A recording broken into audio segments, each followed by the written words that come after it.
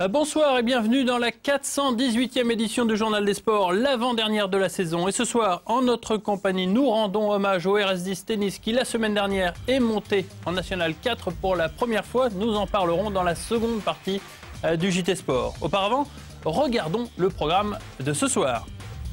Première édition du Trail des Portes du Pays d'Aude, dimanche à Estissac, l'occasion de disputer deux courses au programme. La première de 11 km et l'autre de 23. La piscine des Chartreux accueillait la dernière compétition de l'été pour les nageurs de la région avec les championnats de Champagne-Ardenne. Nous verrons que les Aubois n'ont pas été en réussite. Et puis enfin, nous terminerons ce journal avec la finale du tournoi de la Rivière de Corps qui opposait Marc Goussin de l'ASPTT 3 à un joueur de Saint-Dizier. Voilà pour le programme, on passe maintenant à l'actu de ce journal.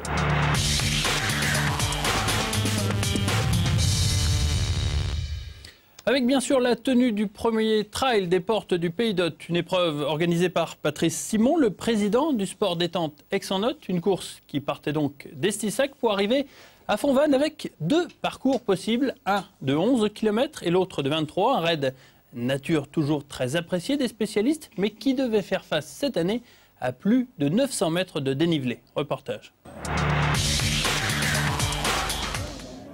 Patrice Simon, l'organisateur, espérait bien avoir 150 concurrents pour sa course. Il en a eu 200, dont quelques têtes d'affiche comme Alex Doria, Paul Plantegenet ou Anthony Schneider, tous engagés sur le 23 km.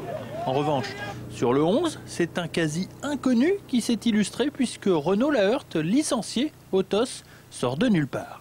C'est parce que les meilleurs étaient sur le 23 km, c'est pour ça. Le parcours était bien, vallonné, puis voilà, c'était agréable. Sur le 23, c'est une autre paire de manches, puisque deux hommes décident de durcir la course, et ce, dès les premiers kilomètres. Il s'agit d'Anthony Schneider, le chapelain, et Alex Doria, du SD Aix-en-Othe. J'avais déjà ma stratégie en tête parce que j'en ai enchaîné 2 marathons et un trail de 30 bornes. Donc 23 pour moi, dans ma tête, c'était court. C'était un trail court pour moi. Et mentalement, là, depuis 2 semaines, je suis bien. Là, j'ai retrouvé un peu de l'envie de gagner. C'est ce qui me manquait il y a quelques temps. Là. Et mon but, c'était de dégoûter Alex, parce que je savais qu'il le faisait. Cette stratégie va payer puisque le coureur aixois ne pourra pas suivre le rythme imposé par Schneider et va craquer au point de laisser seul Paul Plantegenet à la poursuite de Schneider. Je me suis accroché à lui, puis au bout d'un moment j'ai concédé quelques mètres et quelques secondes et ça s'est terminé en minutes.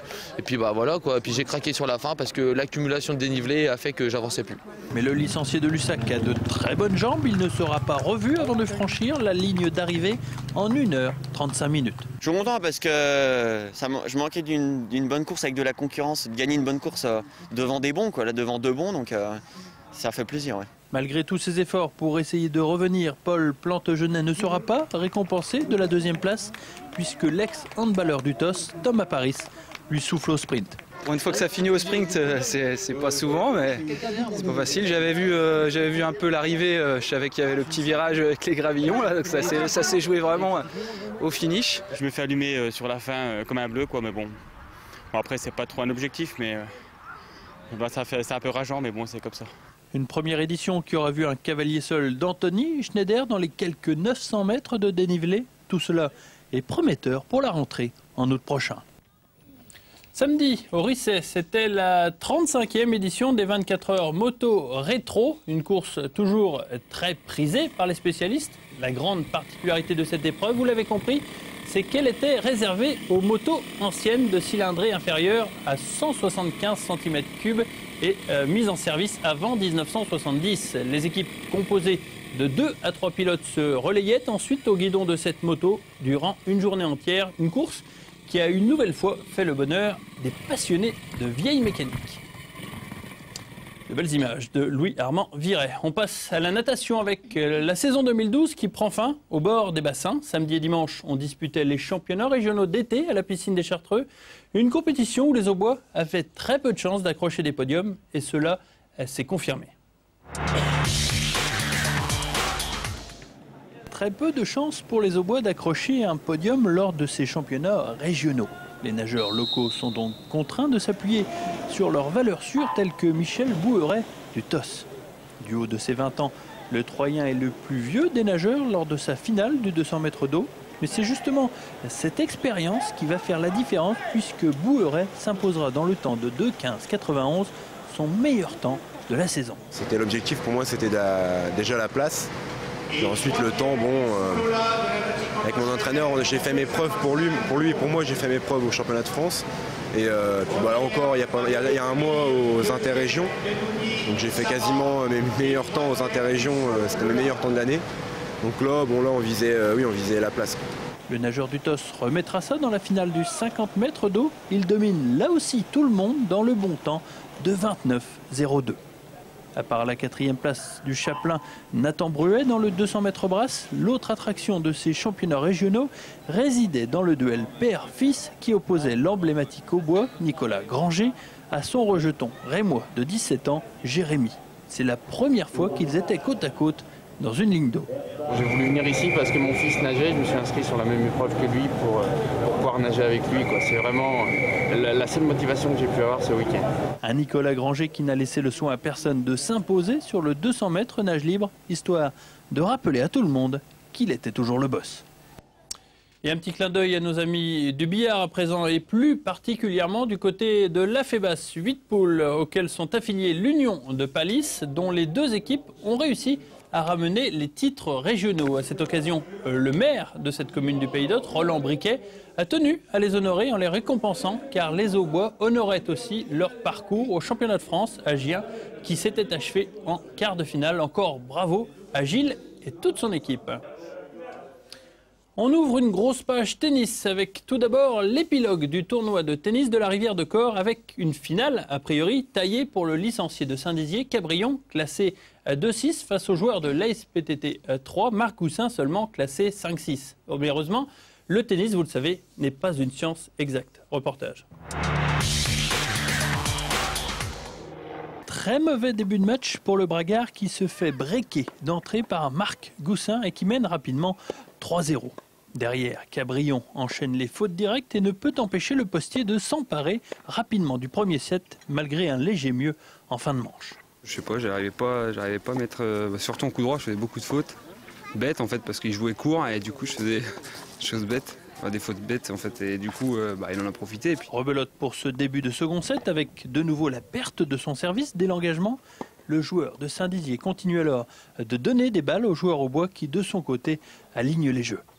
Marc Goussin mène 4-2 mais soudainement Cabrion va se mettre à jouer dans le court. C'est son tour alors d'aligner les jeux, 3 d'affilée pour mener 5-4 dans cette deuxième manche. D'un seul coup, il s'est mis à un peu mieux jouer, à être beaucoup plus régulier surtout. Et puis, du coup, il m'a donné quelques points dans le premier set. Dans le second, il en donnait beaucoup moins. Alors, il a fallu que je reste vigilant. Sur son propre service, le Troyen va souffrir et va se retrouver à défendre plusieurs balles de set contre lui. Heureusement, grâce à une bonne première balle, Goussin égalise à 5-5 et Cabrion sort complètement de la partie. En fait, sur la balle de 7, il y en a qu'une où je la défends vraiment en fait, parce que les autres il fait ace service gagnant où je peux pas forcément la défendre quoi. Mais sinon ouais non.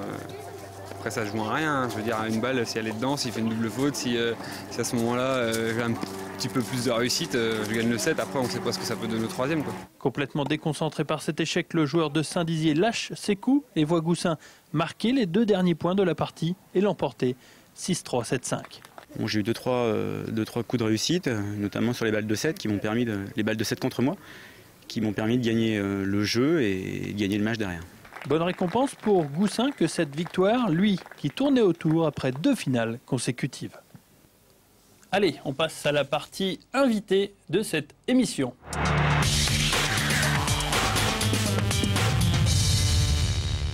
Et comme je vous l'ai dit au début de ce sujet, on continue justement d'évoquer le tennis avec le RS10 présent sur ce plateau, une équipe romillonne qui la semaine dernière est montée en National 4 suite à sa victoire sur Saint-Mémy, je crois. Bonsoir Thierry, vous êtes le président du RS10 et de mémoire, Romilly n'était jamais monté si haut dans la hiérarchie. Non, c'est sûr, Romilly n'avait jamais donc atteint ce stade magique, on va dire, la nationale. Surprise, hein. Surprise, oui, c'était, on va dire, c'était un rêve de... Il y a quelques années, j'avais imaginé cette possibilité. Et puis donc ça a pu se faire avec 3 filles formées en partie au club, parce qu'il y en a une quand même qui vient de Vinox-la-Grande, il faut le souligner, Pauline, une de nos gens.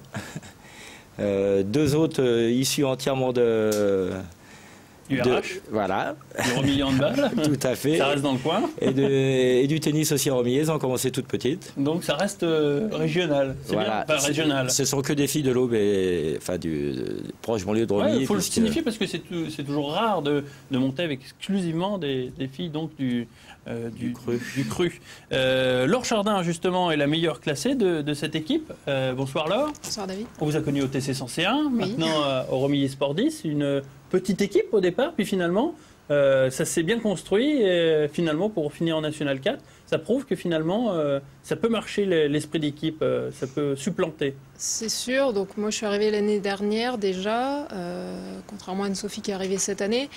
Donc une équipe déjà qui était quand même bien constituée avec des filles issues de Romilly, un niveau de pré-national, donc on avait le niveau pré-national et c'est vrai que quand on a vu déjà le tirage de la poule cette année, on avait pour objectif d'aller au barrage.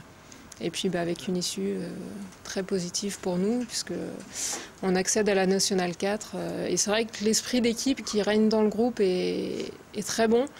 Et c'est ce qui a fait aussi, je pense, la différence le jour des barrages, avec un public déchaîné.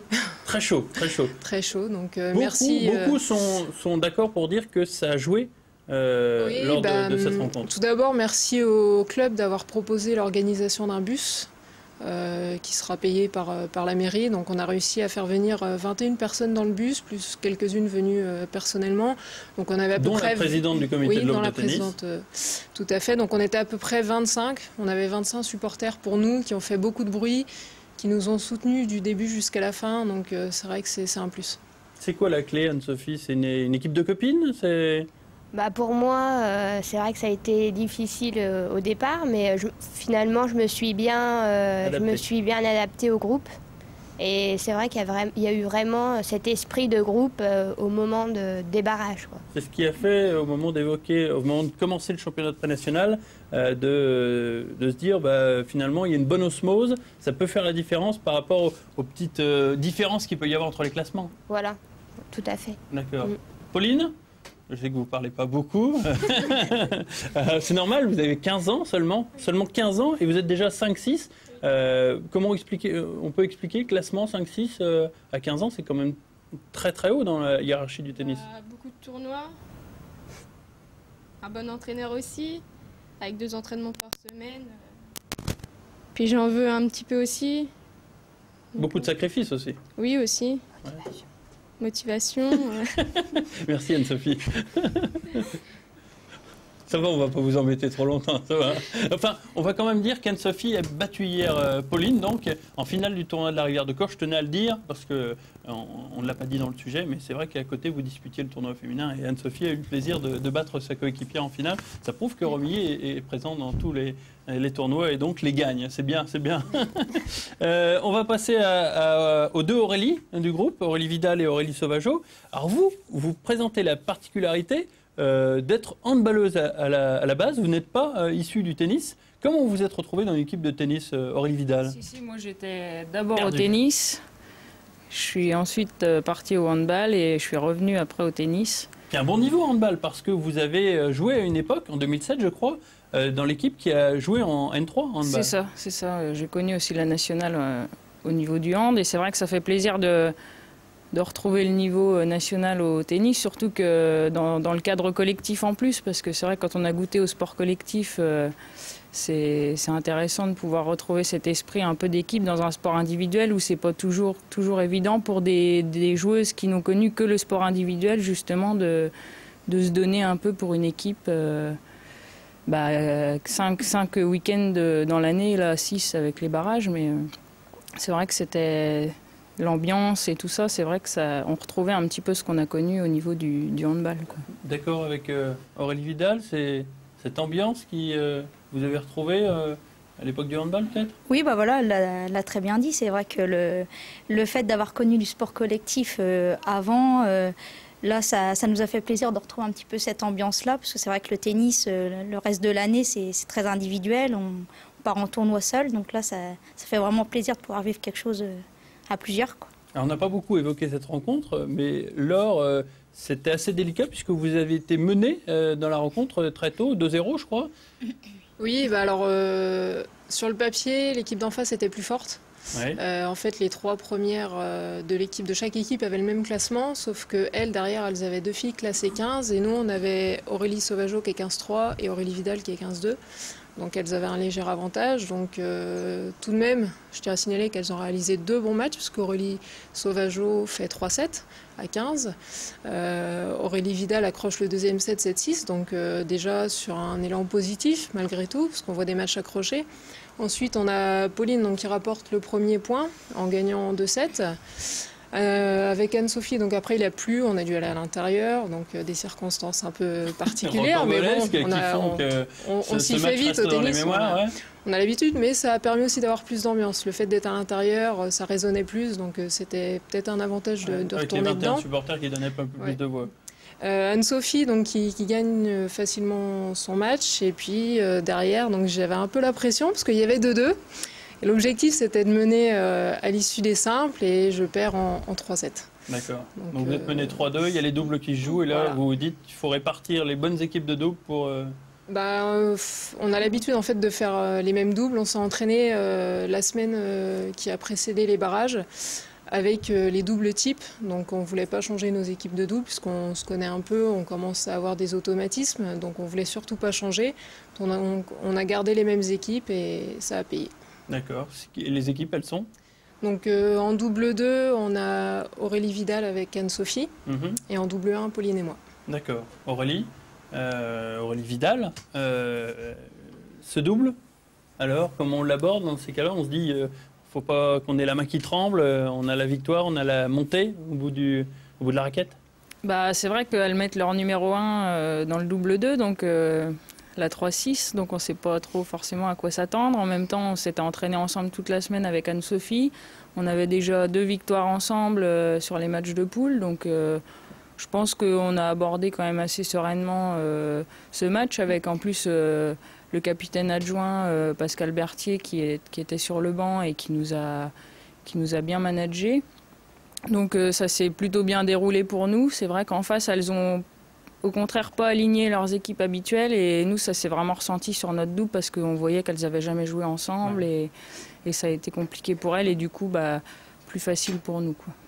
Cette montée en National 4, Thierry, comment vous allez l'aborder? Parce que sportivement et financièrement, ça va être tout à fait autre chose, hein. Oui, mais enfin, disons que l'esprit de Romilly au niveau du tennis, justement, les filles en parlaient, donc c'est cet esprit d'équipe. Ça a toujours été, on va dire, la culture du tennis à Romilly. D'accord. Ça ne va pas changer grand-chose, puisqu'on a la chance d'avoir des subventions donc, qui devraient nous permettre de payer les déplacements. Donc les poules, je pense, elles seront connues au mois de janvier. Il faut s'attendre à tout dans les poules de National 4. On peut très bien aller à Biarritz ou à Paris. C'est ce qui s'était passé avec la SPTT il y a quelques années. Voilà. Effectivement, il faut s'attendre à tout. Non, aucune inquiétude. Ma philosophie, elle va rester la même. Hein. L'équipe ne bougera pas. Elle sera peut-être renforcée, mais toujours avec des filles ayant un peu cet esprit, parce que c'est dans la culture de notre club. Disons, je ne paierai pas des joueuses pour jouer au tennis, quoi. Ce seront des filles qu'elles connaissent, voilà, mais non. Un recrutement peut-être, mais judicieux. Voilà. Alors j'aimerais conclure cette émission, ce rendez-vous avec le coach Jérôme Dermoncir, qui n'est pas autour de cette table, mais on va le faire venir parce qu'il a pris une part prépondérante lors de cette rencontre, et puis vous l'avez fait pleurer, il faut bien le dire, hein. C'était beaucoup d'émotions. Alors je vais demander à Jérôme de venir à côté de moi, à la place de Pauline. Allez, on va prendre... Désolé Pauline, alors, elle a 15 ans, elle doit laisser sa place, c'est la plus jeune.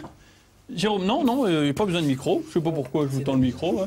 Jérôme, c'est vrai, elles vous ont fait pleurer, ces gamines. Oui, c'est vrai que la semaine dernière, j'ai même pleuré pendant le super tie-break, je peux le dire maintenant, à partir de 7-1 pour elles.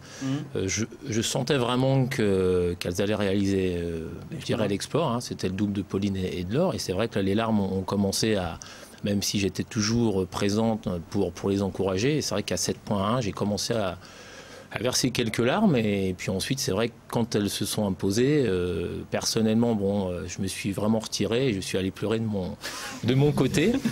Bon, c'est vrai que quand je coach, je suis assez présent, mais c'est vrai que cette victoire m'a vraiment fait plaisir, bien sûr, pour elle. Et j'étais vraiment touché. C'est vrai que c'était une émotion, même si je connais d'autres émotions dans le tennis, parce qu'on a connu une belle saison. Beaucoup d'autres équipes ont eu de très bons résultats, mais c'est vrai que la montée en National 4, c'est tellement rare que c'est vrai que, en 15 ans de présence à Romilly, c'est vrai que c'était un petit peu la cerise sur le gâteau. Donc, c'est une émotion très.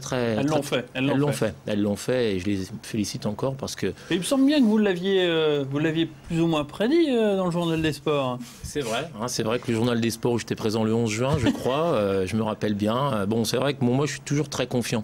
Encore une fois, c'est vrai que c'est un sport où on a la chance de connaître un petit peu les adversaires. Et c'est vrai que pour moi, elles avaient vraiment le niveau pour le faire. Elles avaient un bon niveau de double également. J'ai toujours considéré qu'en double, ça ferait la différence. Laure l'a rappelé tout à l'heure. C'est vrai que elles se sont bien préparées pendant la semaine avec Pascal Berthier, je tiens à le souligner, et moi-même. Mais c'est vrai que les doubles ont fait la différence et puis l'état d'esprit aussi, par rapport à Saint-Mémy qui était peut-être un petit peu moins soudé sur les points les plus importants. Il manque plus qu'une montée chez les garçons maintenant. Merci David, c'est vrai. La montée, ce sera plus dur. On avait l'objectif comme les filles, parce que j'aime bien dresser des objectifs en début de saison.